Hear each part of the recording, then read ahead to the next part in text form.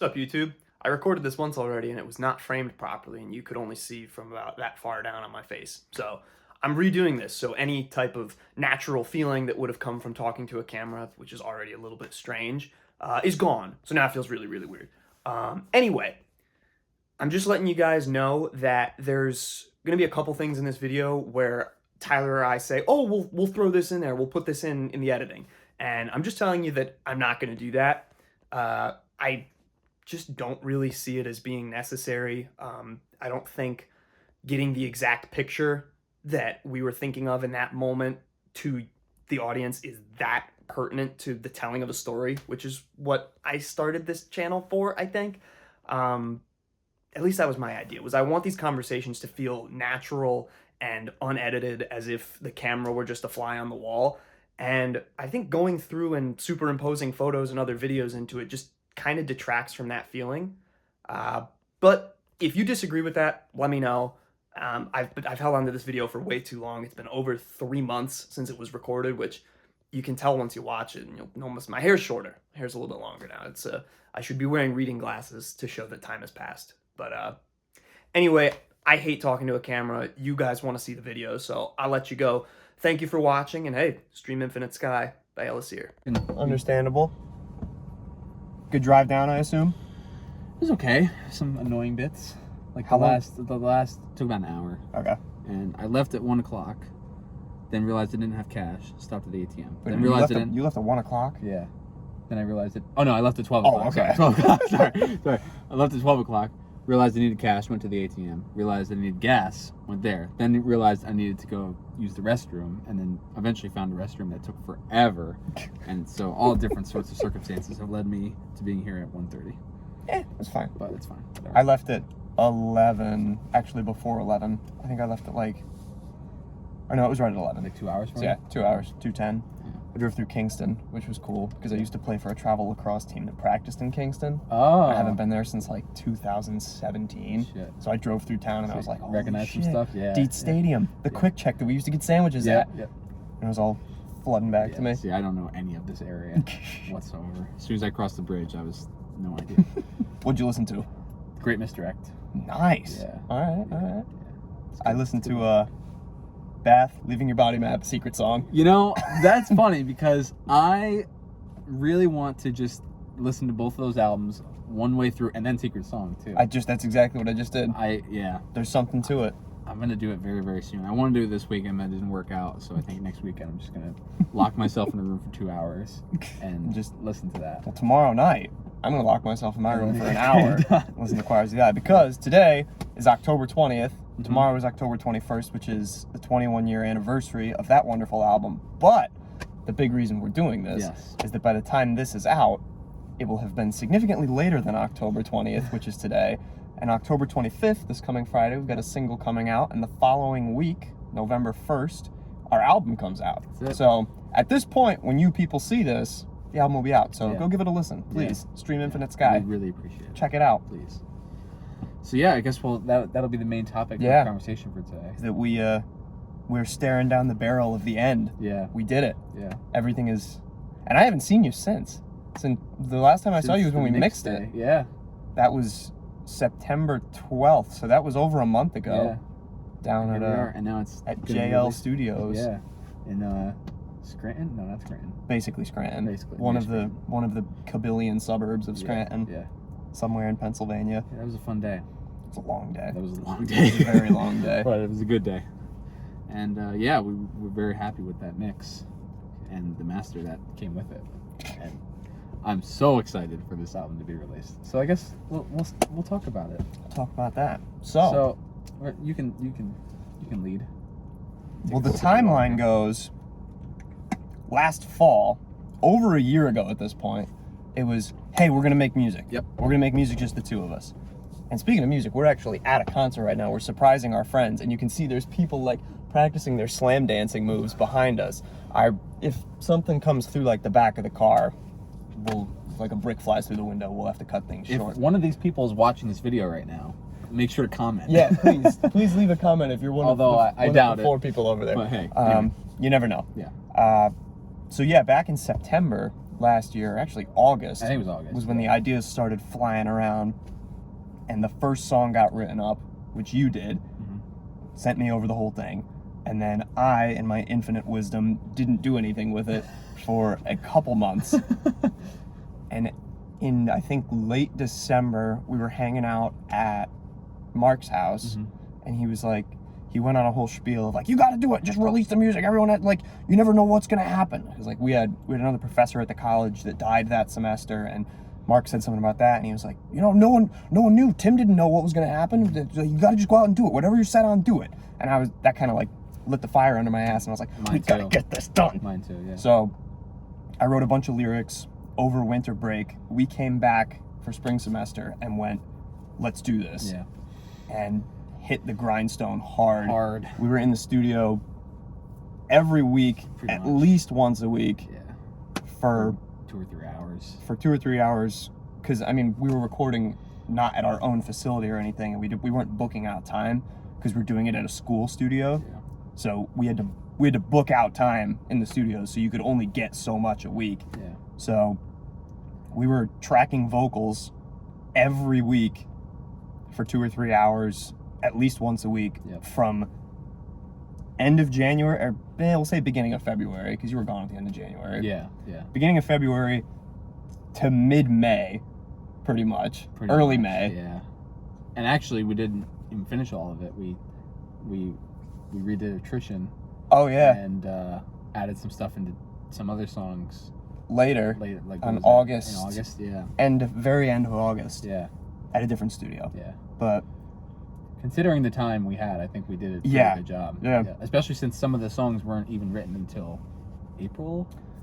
I mean, none of the songs were done. I mean, there was even the songs that we said, all right, these are done. There were still changes made over the summer. Yeah. We were making changes as we went. Yeah. Pretty much until we said, all right, it's done, we're going to mix it. Yeah. There were changes being made. Yeah, pretty much. Yeah.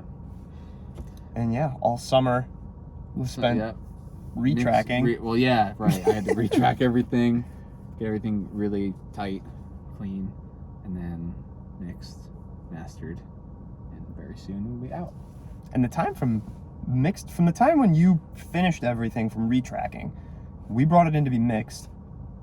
The final mix revision was like a week after that. Yeah. And our final master was like a week after that. Yeah. So the mixing and mastering process was extremely quick. Extremely quick. Yeah. Which is convenient. Yeah. It was very convenient. Yeah. No, we thank those guys. Joe and Alan, thank you guys for making this album sound amazing. So goddamn good. So much better than we would have made it sound. Oh, yeah. Oh, yeah. I mean, my original plan was to mix it myself, and I'm so glad I didn't go with that. Could have mastered it ourselves, too. I would have put it in Ableton, and I would have dropped on the depth and clarity master thing from Ozone, and that would have been it. Yeah. I mean, that's what for my song that's out under my name. That sounds great. Well, thank you. Yeah. But I was like, you know what? Let's just pay some guys who know what they're doing. Yeah. Yeah. Which I wholeheartedly think was the right move. Yeah. 100%. I absolutely agree. Because I know how to write music and I know how to record music, but I don't really know how to mix or master music. Me neither. So we'll just give it to them. I don't even know it. I don't think I really know how to write music. I just go up there. So I guess we can kind of go track for track. Maybe talk about each song. And yeah. So yeah, the half was the first one. Well, actually, if we go chronologically, 1025 was the first song that was ever written for this album, but it was not meant for this album originally. We were in our other band, Paltz NY, and we had basically the 2 songs we have out. Well, we have 4. Grumble Pimp 1 and 2. Well, we have Killdozer and 1025 out as Goblin. And they were both audio projects for Bryce and I for our audio class.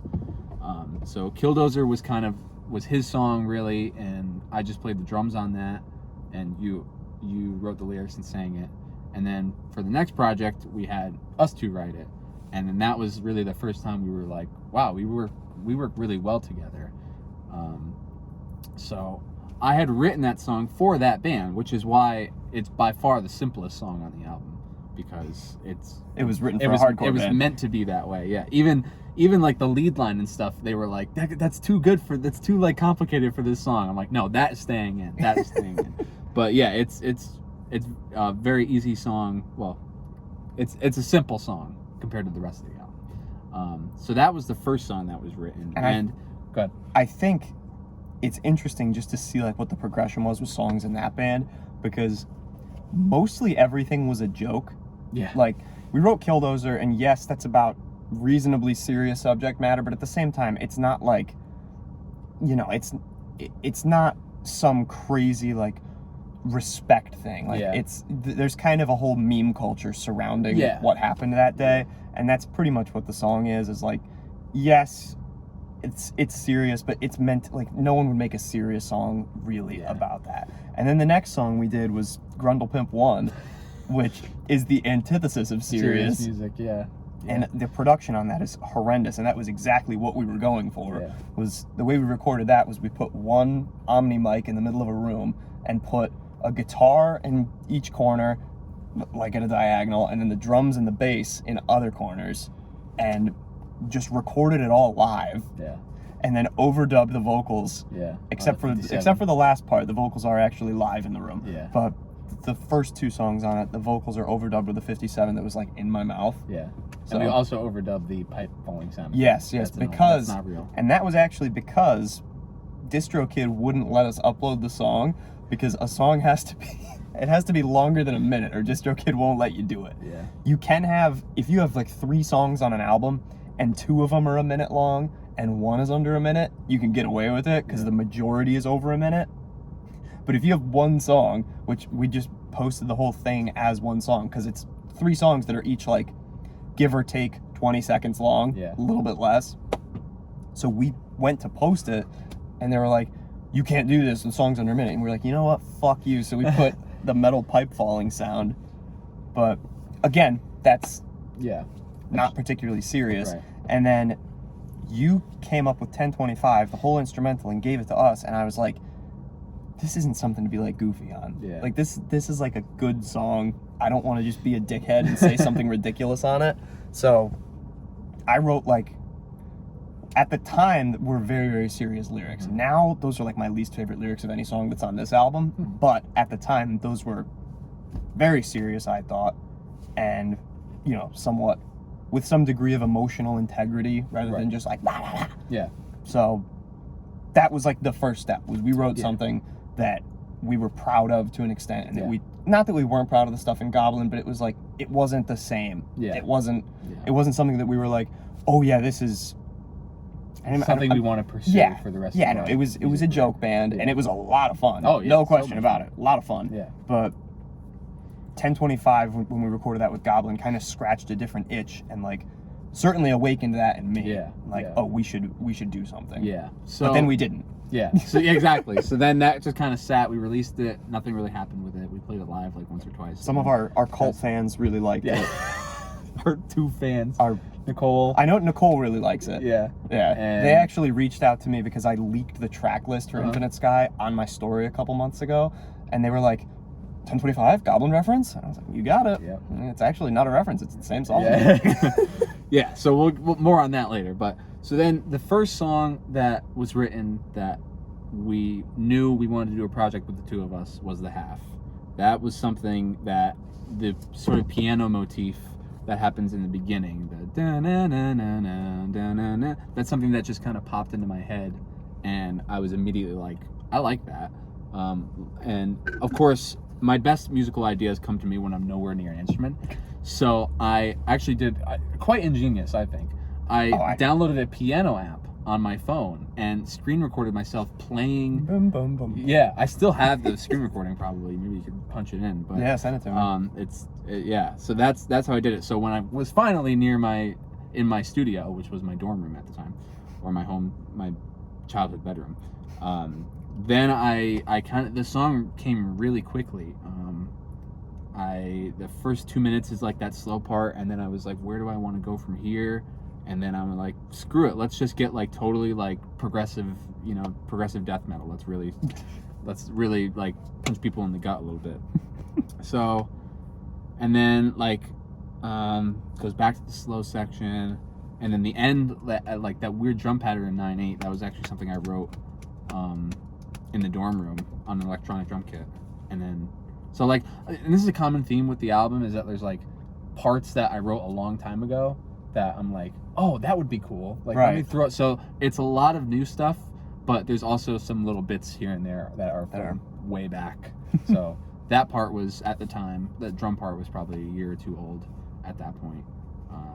But that's kind of it for that song in terms of old parts. Yeah, and I mean, with that song, that was the first one that was purpose written for this. Yeah. So a lot of the vocal phrasing, not all of it, but a lot of it was stuff that you came up with, and you sent it over to me, and you were like, I want this melody here, this type of like pattern of screams here, and that was like the most collaboratively written vocal song for sure. Yeah. And then we kind of went back and forth on that for a while, came up with different ideas, changed stuff, and then following that, everything, like, it was very separate from there.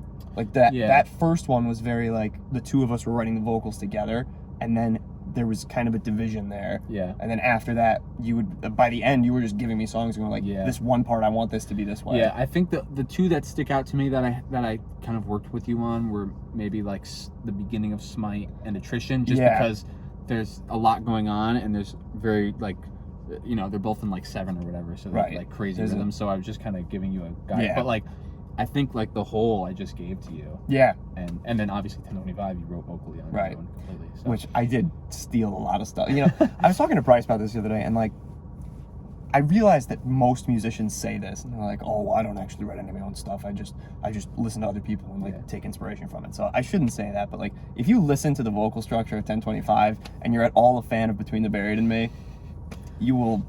There are things you may notice. Yeah. That's okay. But that's fine. Yeah. That's fine. Yeah. It worked out. Yeah. And I think it works. And if Tommy Rogers doesn't like it, I'll be happy he listened to my music. Yeah, exactly. I would be honored, even if he hated it. So there's the half. I mean, you can go into maybe the lyrics about that one. Yeah, that one, I feel like lyrically that one's the most detached from reality. Okay. Like, I think the lyrics make the least sense, but that was kind of what I was going for. And I wasn't thinking this when I wrote it initially. I was just kind of thinking strange lyrical ideas. But in terms of like the course of the album, the story that I have in my head, which I will not divulge because I have a whole philosophy on this, that I don't want to tell people the meanings of songs. I want people to find meanings that... Do you smell that? I don't. Someone's blazing up a storm somewhere, and the fact that I can... It's probably that crew over there. Definitely. Sorry, it's John. There's John. It's probably him. Yeah. It's probably him.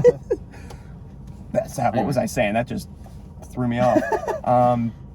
Detached from reality. Yeah, so I don't really like giving out the meanings of songs because I want people to, like, you know, find what they resonate with rather than the story that I came up with. But as far as that album not making sense, or not, that is not the right words, that song not really making sense, like the lyrics kind of being all over the place, in terms of the story of what the album is in my head, that stands to reason. That song shouldn't make sense all that much. Like, there are things to be discerned from it, but it's not, that song's not really a cohesive story or a cohesive meaning like some of the other songs are, and that's kind of the idea as far as what the album is. Yeah.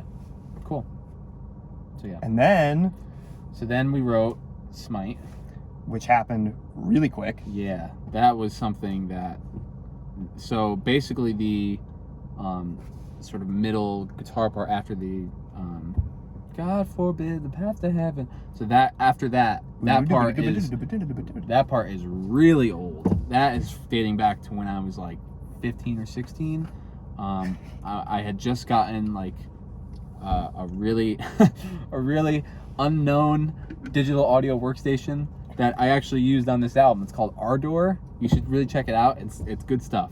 It's really good stuff. It's donation based. It definitely doesn't crash every time you use it. Well, that's more my computer's fault, I think. So I was using a budget, like, school computer, basically, to write and record this album. Anyway, so back when I was 15 or 16, got a DAW, learned how to program drums, and then I just kind of, like, ran wild and wrote, like, a bunch of different songs. And the first song I ever wrote was called Seed, and it had that part in it. And so this is going back like a really, really long time. And I have a ton of like old songs that, that haven't been released yet. And some I'm more proud of than others. And, maybe in the future with another project or even this project, I'll release some. But there are definitely some ideas from back then that I really wanted to bring back, and that was one of them. So the whole song was kind of written, or the first half of the song rather, was written around that, that section. So then after that, so other than that, it's basically all new stuff except for the which they probably can't tell what that is. It sounds ridiculous, but the tapping part, which eventually goes into like the dance EDM part. That's also really old. That's from around the same time I wrote Seed. So that's again like a 6 or 7 year old idea, and that's always something I really loved, that I wanted to bring back. So really, it was like, okay, I have these two ideas that I really want to bring back from my past, and so how can I write a song around these? And that's basically what we did. So when I was like, all right, I'm gonna do this, the song came together very quickly, instrumentally, very, very quickly, and then gave it to this guy. And he gave it to me about a day after I had a conversation with someone that, as soon as, like, while I was talking to this person and what we were talking about, I walked out of, this was in the guitar store that you worked at, and as I walked out in there, I was like, that's an idea. That's like a brilliant idea for a song. So I went home and basically started just writing down a bunch of lyrical ideas that I had, and then you sent over the song the next day with like this lyric structure of like blah blah blah blum blum blum blah blah blah blum blum blum, and I was like, oh, that fits perfect. That's exactly what I want to do. And I wrote, I think, all the lyrics to the song in a day. Yeah. So that one was at least conceptualized and written out very quickly. We didn't record it crazy quick, but I mean, it was still pretty quick. I think we were in the studio for like 2 or 3 days on that one. Yeah. Like everything got done pretty quick. Yeah. And we did, I remember there was the very last part, the last couple lines of screams that are actually the only part on the song that's single tracked. Yeah. One of the only parts on the album, really. It's literally that and the end of the whole. Yeah. Like that, not the end, but like the crazy like freak out section of that song. Those are the only just because screams. those probably could not have been they could not have especially been the part in replicated. the whole. There's no way. Yeah. But I remember when we recorded that part in Smite that, we played it and I was like, I don't really know what I'm gonna do here. Like I've got this one lyrical idea, but I don't really know what we're gonna do with it. And we just rolled it, and I did that, and I said in the microphone after, I was like, what do you think? And you were like, that's perfect. Yeah. And then done. And then we never double tracked it. We Yep, were like, that yeah, was it's it. fine. That We can was stay it. as it is. Yeah.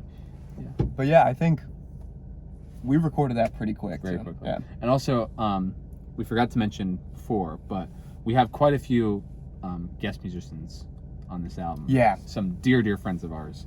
So we'll go back to the half. We'll go back to the half quick. Bella Finney and Andrew Carrington both lended their beautiful vocals. Bella's more in the background on this song. She does the leads and the chorus in 1025, so you really hear her there. And then Andy on the half is one of my favorite parts of the whole album. And I never had any plans of doing it, but he recommended it, of having Andy just say the "Will Reckless," and he did it in like 5 minutes in the studio. Absolutely killed There's it. pictures of him. He was bright red when he was doing it. And that's one of my favorite parts of the whole album now. For whatever reason, it just always makes me smile. So Andrew and Bella, thank you very much. So anyway. Oh, and 1025 has, we had, Bella was on that, but Bryce was also on that. Yes. So if you hear very, very low, like demon screams at the end, that's Bryce. Check out his band Brutality. They're amazing. That's who we're going to see in about an hour and a half. They don't know we're here. They don't know. Yeah, we're going to surprise them. Yeah. So with all that being said, Smite is one of 2 songs in the album that is actually, there's no guest musicians. It's just Tristan and I, which I think is really cool, because it's just purely us doing everything.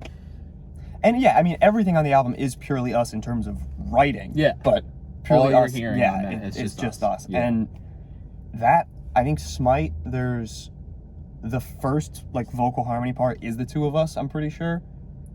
Yeah. And then the second vocal harmony part, the one more towards the Yeah. end, I think is just me, right? Yeah. I think. I think I'm on both. Okay. I'm definitely on the first. I'll have to listen if I'm on the second one. I listened to it the other day and I couldn't tell. Yeah. But I don't know. But yeah, I'm on I backgrounds. gotta turn this back on. Backups a little bit throughout the album, but nothing major.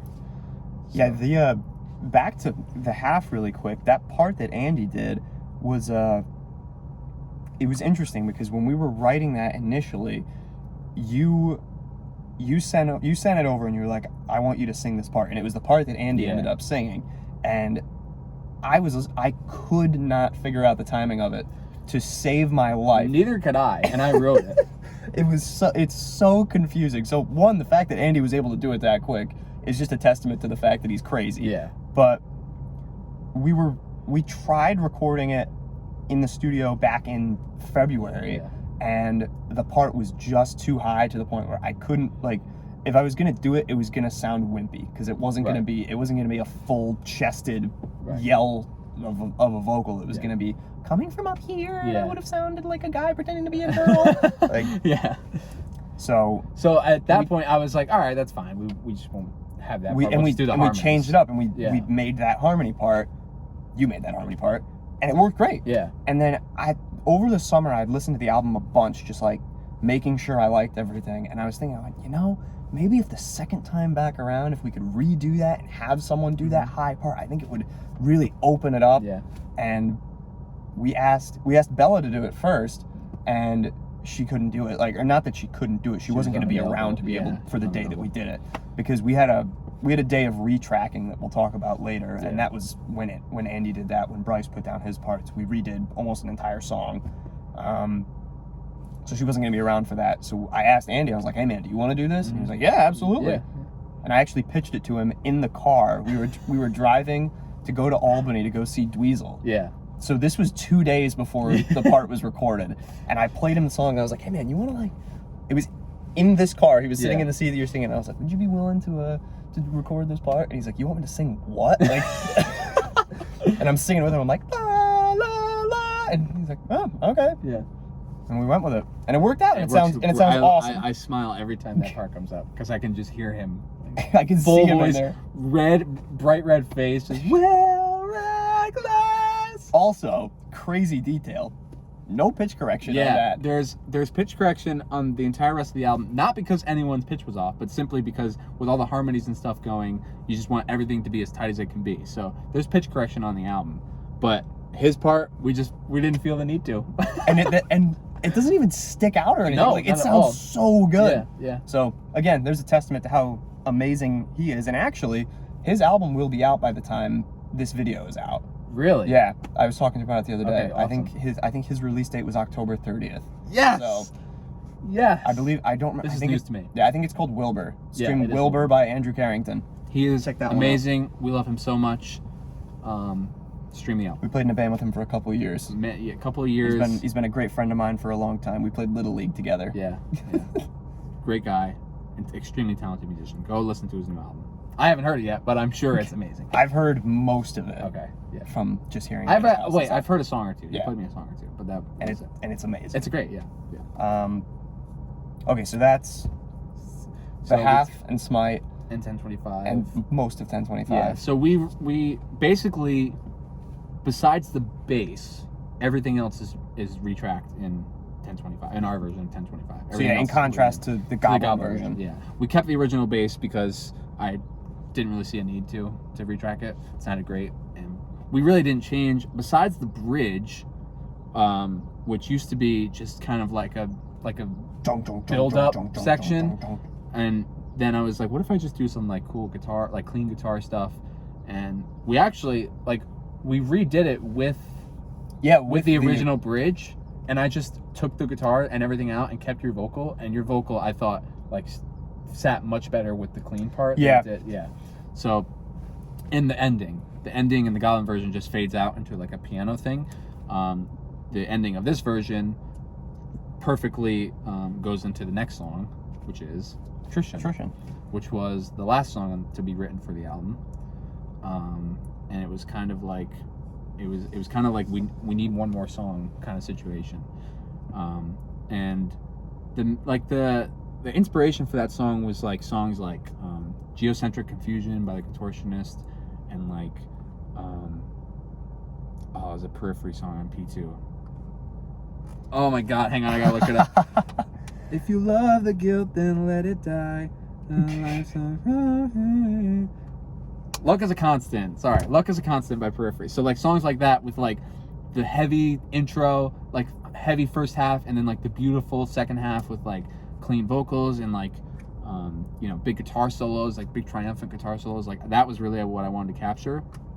And so that's kind of that's basically what we did. And the acoustic part is actually written by this guy. And that was really, really strange because basically this is my kind of old memento that's in it. Yeah. Was I wrote that guitar part in November of 2022. Yeah. So it was, I mean, that's coming up on 2 years. Yeah. And basically what had happened was I'd watched a YouTube video about like interesting alternate guitar tunings, because I've always just been like a standard or like drop D or some downtuned variant of drop D. Like Drop D, drop B, whatever. I've never really gone too much into like actual alternate tunings or opening tunings. Like I've done some stuff in open F before, like I've written these little parts, but I basically looked at my guitar and I was like, I need to come up with my own alternate tuning. And I came up with something, and it was C sharp, A, C sharp, E, B, E. So it's like open A, add 9 if you were gonna say it was an open chord, but I don't really think of it that way because I think of it as being very, very suited to play something in C sharp minor. Right. So I don't think of it as actually being open A, add 9, but if you were gonna be a technical music theorist about it, that's what it would be. Yeah. And I was listening to a lot of this fretless classical guitar player named Buzz Gravel, who I was listening to his. I've never listened to any other albums. I don't know if he has other albums, but I think it's called The Realm of Endless Concepts. And I was listening to that a bunch at that point, and there's a song on it called Proof of Existence that goes like, it sounds very, very similar. If you listen to that song, you'll hear no question where that influence came from. And I was kind of just screwing around in my room, like trying to get that like cascading up sound that he had, and came up with the main acoustic guitar part in Attrition. And then that part, the came first. Yeah. And then that harmonic thing after was a product of, again, just me screwing around with it and going, oh, that sounds cool. Yeah. That works. Same thing. Cool. I'll do that. Yeah. And Which is, by the way, how I write all the songs. On this album. like, oh, that works. Oh, that's cool. Yeah, I'll try it out. Try that out. Yeah.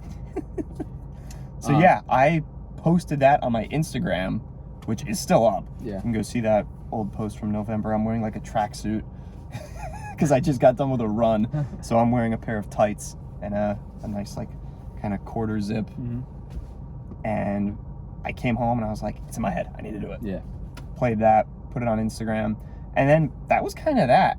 And then I remember telling you. Yeah, you showed it to me. I really liked it. And I have a video of us in October of 23. Yep, I have that video as well. Of us just kind of like jamming on it. And then it kind of sat for a while.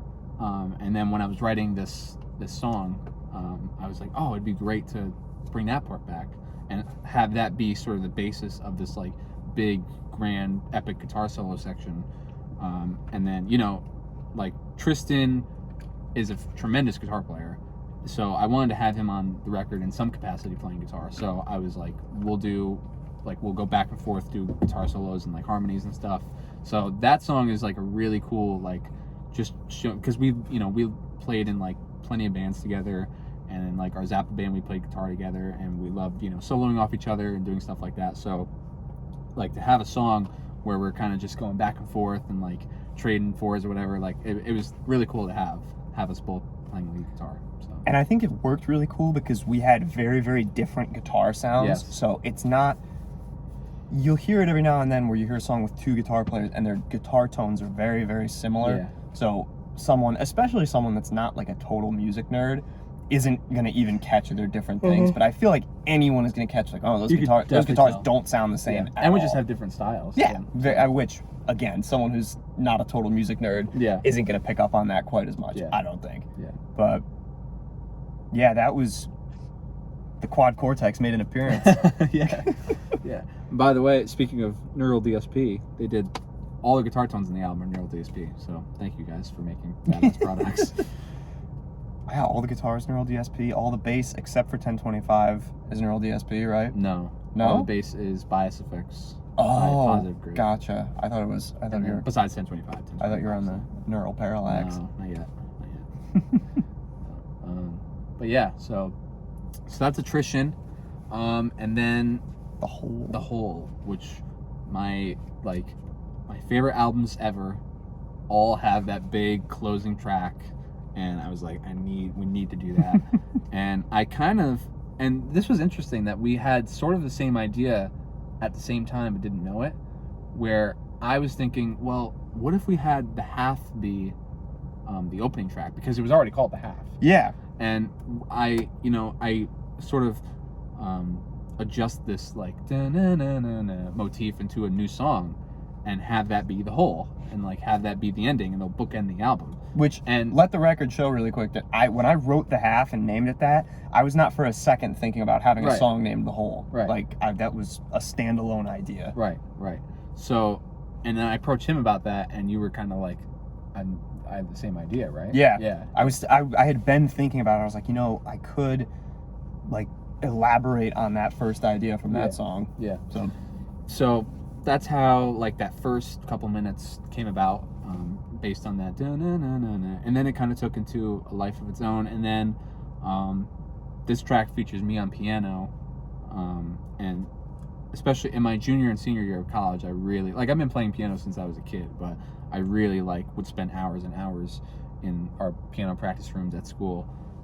And that was just, I would just sit in there and improvise and just kind of come up with stuff, record stuff. And the ending of The Whole was just kind of, dun dun down, dun down, dun down. Like, that just came about in one of those sessions, and I recorded it, and I always really liked it. And so when I was making this like big epic closer, I was like, okay, I need the big epic part. I'll take that, and that's probably, I think that's probably my favorite part of the whole album. It's just like, I just love stuff that sounds so huge and there's so much going on, but it all sort of clicks, and I feel like we accomplished that really well. And the lyrics, of course, just take it to a new level of like sort of emotional heaviness. And then I said, well, there's already a million layers going on, we have to have more. I was like, what can we do? And I sort of came up with this melody, da na na na, and I was like, well, there's already so many guitars going on, like, shouldn't I get more guitars? And I was like, ding, I will get a choir and I will enlist my best friends to come together and be this choir for me. And that's what we did. And we did it. We set it up one afternoon and just like invited a bunch of our friends and just said, if you can make it, like, come on by. And we had like maybe 9 or 10 people. Yeah, I don't remember every name, so I'm not going to try to name ones because I'm going to end up leaving someone out. Here, well, they're going to be credited on the YouTube video and a bunch of stuff, but they'll be on the website too. I believe this is everybody. I should have taken a picture when we were there. But I have it written down in my phone as well, but my phone is what's currently capturing this, so Right, yeah. Michael Aaron, Andrew Carrington, Teddy Holly, AJ Horton, Tristan, Bryce Milopolsky, Ali Sant, Bella Finney, and Zach Torncello. I think that's right. So, yeah, I'm pretty sure it was 9. I'm pretty sure that's who was there. Thank you guys so much. You really took this song to a new level, and just having our best friends, some of our best friends on the album, it's really special. So thank you guys. And so I feel like that was like the icing on the cake in creating this like big, huge ending closer for the album. And so that's kind of all my thoughts on it. Yeah, I think, lyrically that song, I feel that it has a really, really cool place in what the story in my head of what the album is.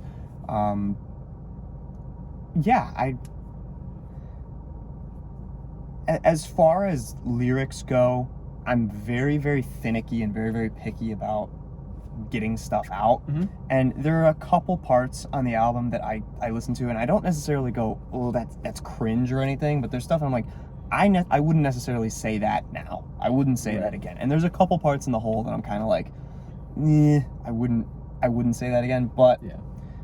I try really, really hard not to think like that because it's a time capsule. exactly, and Yeah. that's exactly what it is. It's a time capsule, and that's indicative of something that I was feeling at a point in time. Yeah, yeah.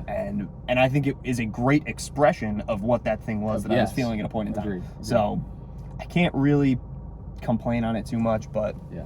there are some parts on that one, and there's some parts in 1025 that I'm kind of just like, Yeah. but I'm very proud of it overall. Oh, I'm not extremely proud of it. I'm not saying any of this to shit talking or Yeah. anything. Like I'm not trying to downplay any of it. And you'll see this all the time. Like, I'm a huge Genesis fan, and when they remixed and remastered all their albums, they did like interviews. All the 5 of them did interviews for every album, and like most of the time, they don't look back fondly on those albums, and they're like, "Oh, I could have changed this, could have done this, whatever." But like, they're just time capsules. Yeah. Like when I think of this album, I will always think of like my senior year of college, all my friends that I was around at that time, like making my first album. I mean, this has been a like lifelong dream for me, you know, finally getting to do that.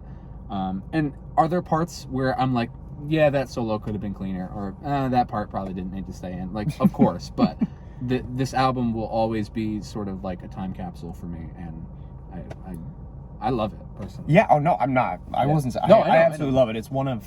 It's probably second place in terms of what would be my favorite Yeah. albums of all time. It's Yeah. hard to say that because I was a part in writing it. Yeah. So it's really tough to be like, oh, it's my favorite album ever. Yeah. And I wrote it, but like we were talking about this the other night. I think that's perfectly indicative of how it is. Yeah. Is that of Yeah. course I love it. Yeah. Like that.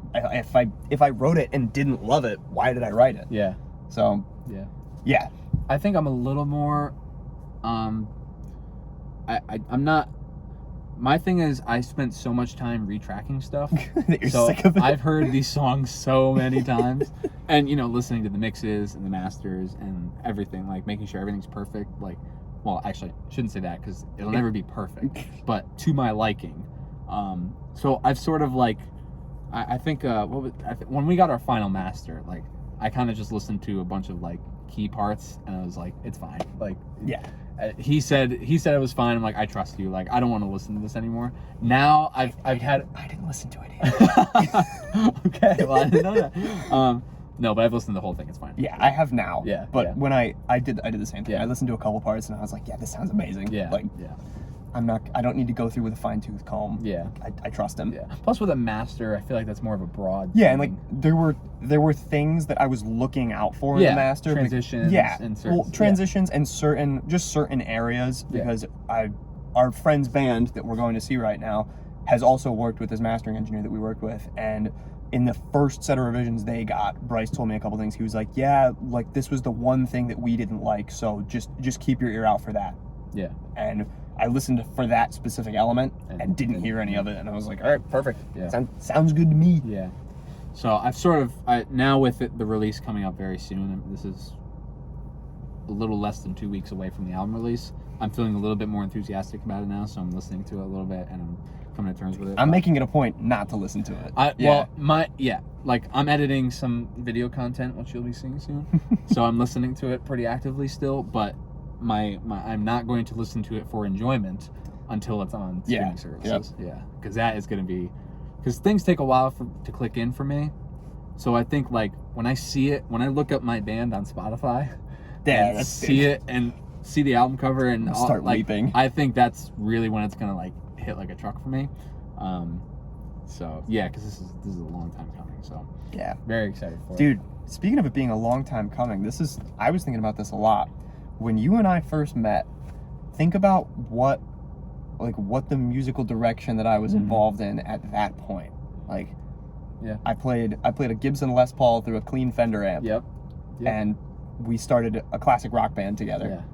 And that was a great time. Yeah. I love Oh, that yeah. band. But I sort of started to musically corrupt you. yeah, Showing it you was certain you and math Bryce. chord, You and yeah. Bryce, and then I was pretty far off the deep end, and then we started Goblin, Yeah. and Anthony started feeding me all this like crazy garbage man music, Yeah.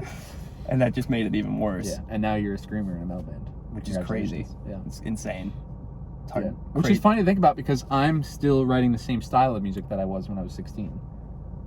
I couldn't be far further from You know? it. Yeah. Right? Yeah. Which I wasn't even writing music. I was. There were some horrifically bad songs. Oh, I had bad songs Yeah. too. Yeah. I'm saying, but horrifically bad, like classic rock, like No, me like too. weird. Yeah, because I had a like a classic rock band in high school. That Yeah. I tried to write songs for, and they're okay, but not what this is. This is where my heart's at. But Yeah, crazy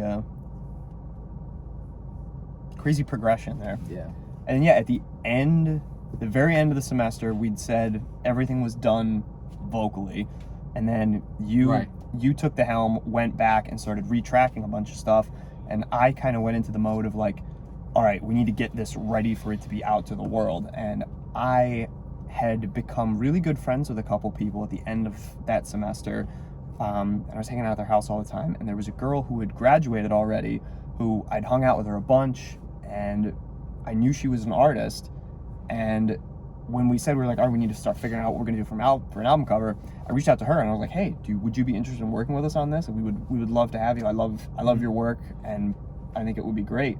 And one of the big reasons I reached out to her, outside of her being a good friend, was I knew she was very much of the digital medium. Like that was the style. Most of the art that I saw on her Instagram was all digital stuff. So I figured, oh, that would be perfect. It'll be easy to revise. Yeah. And it's so funny because I reached out to her kind of for that reason, and she was very enthusiastic. I was like, yeah, let's do it. She was like, I'm gonna paint it. And I went, holy hell, all right, sick. Yeah. And she painted an awesome album cover. Yeah. And also digitally did the cover for the single. Yeah. And that I say that in a different tone of voice. I shouldn't, because it's also amazing. Yeah. But Claire, thank you. Claire Eady. We love it. We love the album artwork. Yeah, and also while we're thanking people, we already thanked Joe and Alan, mixing and mastering. I got to thank like John from Mountain Jam Guitars.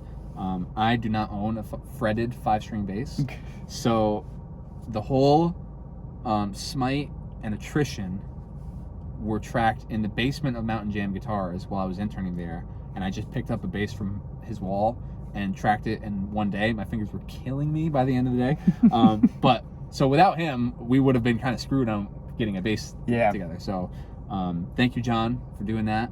Obviously all the guest musicians that helped out, and just really like everyone that supported us. Like we've had so much excitement and support around this album from our friends and family and whatever. Like, this is like a dream come true for both of us, I think. Yeah. So having that is really, really, really nice. So thank you all for that. Yeah.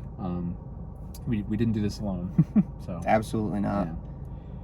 I mean, to me, the biggest thanks to our peers have to be to Anthony Mangoya, Yep. Bryce Mampolsky, and Reese Mampolsky, because that was kind of my foray into playing metal music live. Yeah. Like I'd liked metal music and listened to some heavier stuff up until then, but I never. So those are the guys from Goblin, for anyone that doesn't know.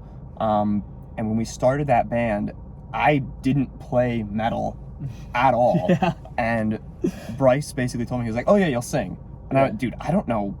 I have no idea how to scream without spitting blood after. Like, this is going to be brutal. Like, what am I supposed to do? And him telling me I was going to do that and basically not giving me a choice kind of lit a fire under my ass. And I went and bought the Zen of Screaming DVD, and then the second one, and studied up on both of those and tried really, really hard to combine that with what little knowledge of singing I had from singing in a choir in high school and college. The big thing was that learning the theory of that stuff was one thing, but going out and playing all those shows with Goblin was what actually taught me how to like not injure myself. Was by injuring myself and then learning that that's not what you're supposed to do. So just having all those experiences with those guys, I think, is so important. And like without them, we wouldn't have wrote 1025 together. So thanks, fellas. I think those guys have to get the biggest thanks. Appreciate you guys. And we'll see Bryce and Reese very shortly. Yeah. So yeah, Infinite Yeah. Sky. It's crazy that by the time the people on the other side of that camera see this, Yeah, it'll be out, it'll be out. and they can go listen to So it. this in itself is a little time capsule. Yeah. Because I'm gonna watch this on November 1st or whatever, and I'm gonna be like, wow, that was when the album wasn't out. Now it's out. Man. Yeah. So Yeah, excited. I think that's probably a good note to end on. Yeah. I mean, We'll stream Infinite Sky. stream wherever you Infinite stream Sky. music. And thank you so much for watching. Yeah. Thank you for watching. Thank you for listening. to all our friends and family and everyone that worked on the album. Professors Again, and- professors. Yeah. Yes, professors. Thank you guys so much. Thank you so much. And this is hopefully just the seed being planted. I mean, at this moment, I have 4 or 5 songs being written for the next album. And so hopefully Infinite Sky is going to be the first of many, because I want to keep this collaboration going as much as possible. So thank you for encouraging us to take the first step, and now maybe we can run off on our own without training wheels. So stay tuned. Stay tuned. Big things coming with the purple devil emoji. Yep. Thank you so much. Yep.